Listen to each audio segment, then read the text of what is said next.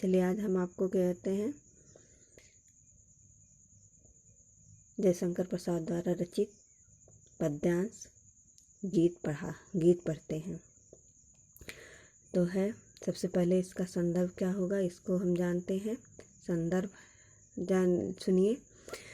तो प्रस्तुत पद्यांश हमारी पाठ्य पुस्तक काव्यांजलि में संकलित जयशंकर प्रसाद द्वारा रचित गीत शीर्षक कविता से उद्धृत किया गया है। या आप उद्धृत है या आप लिख सकते हैं अवतरित है। अब इसकी व्याख्या देखते हैं। तो बीती विभावरी जागरी अंबर पनघट में डुबो रही है, तारा घट उषा नागरी। बीती विभावरी, विभावरी मतलब होता है रात बीत चुकी है। अंबर पनघट में डुबो रही। अंबर मतलब आकाश चाहे अब गगन, गगन पनघट माने कुआं होता है। तारा घट, तारा घट रूपी घड़ा। उषा नागरी, उषा मतलब कहते हैं सवेरा। तो देखिए इस पद्यांश में एक सखी दूसरी सखी से कहती है, हे सखी, हे सखी, रात बीत चुकी है, रात बीत गई है, अब तो तुम जागो, अब तो तुम जागो। गगन रूपी पनघट में उषा रूपी नायिका, उषा रूपी नायिका तारा रूपी घड़े को डुबो रही है, तारा रूपी घड़े को डुबो रही है। अर्थात समस्त नक्षत्र प्रभात के अर्थात सुबह होने पर या सूर्य के निकलने के कारण आकाश में छिप गए हैं, आकाश में छिप गए हैं। खग कुल कुल सा बोल रहा है, किसलय का अंचल डोल रहा है। लो यह लतिका भी भर लाई, मधु मुकुल नमल रस गागरी।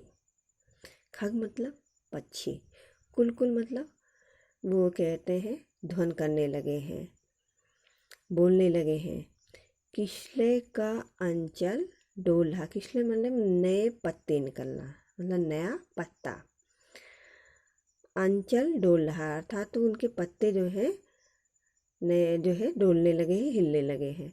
जो यह लतिका भी भर लाई, जो यह लतिका भी भर लाई। लतिका मतलब कहते हैं लता या बेल होता है। मधु मुकुल नवल रस गागरी, मधु मुकुल मधु मतलब होता है मकरंद का रस, और मुकुल मतलब कली, और नवल मतलब नए रस को भर ली है।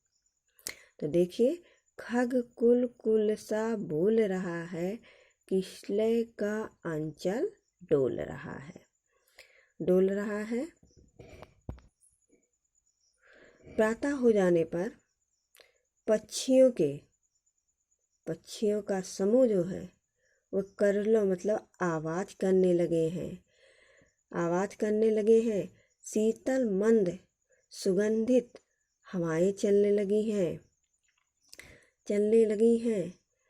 और किसलय जो है अपने पलकों के अर्थात जो है जो नए पत्ते हैं वो डोलने लगे हैं। लो यह लतिका भी भर लाई, मधु मुकुल नवल रस गागरी। लताएं भी नवीन पराग रूपी रस युक्त हो गई हैं। अर्थात लताएं भी नवीन पराग रूपी रस से युक्त गागर को भर लाई हैं। अर्थात समस्त कलियां फूलों में परिवर्तित हो गई हैं। अर्थात जो है सभी कलियां फूलों में परिवर्तित हो गई हैं। परंतु हे सखी, अभी तू अपने अधरों में यह मदिरा मतलब कह रहे इस मदिरा को पिए हुए है, अपने बालों में सुगंध को समाये हुए है, आँखों में आलस्य को भरे हुए अभी सो रही है। यह कहने का तात्पर्य है कि प्रातः हो जाने पर सर्वत्र मतलब सभी जग गए हैं, सभी स्थानों पर जागरण हो गया है और तू अभी तक सोई हुई है। आगे देखते हैं। अधरों में राग आमंद पिए, अलकों में मलयज बंद किए, तू अब तक सोई है आली, आँखों में भरे बिहागरी।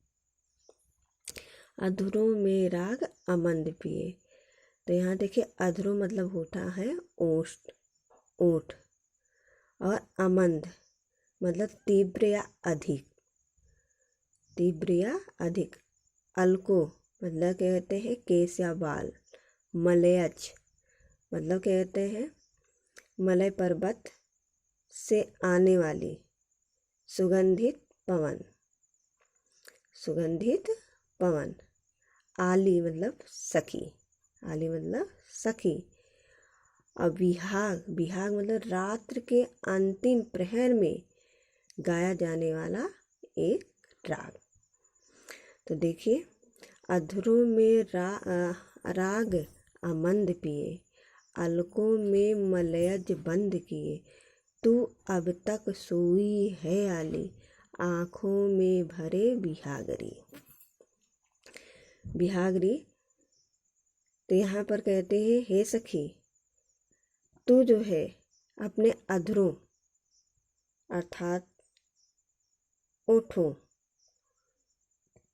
कहती है सखियाँ कह रही, हे सखी, तू अभी तक अपने अधरों में राग मदिरा रूपी मदिरा को पिए हुए, अपने बालों में सुगंध को समाये हुए तथा आँखों में आलस्य भरे हुए सो रही है। यहाँ कहने का तात्पर्य है कि प्रातः हो जाने पर सर्वत्र जागरण हो गया है और तू अभी तक सोई हुई है।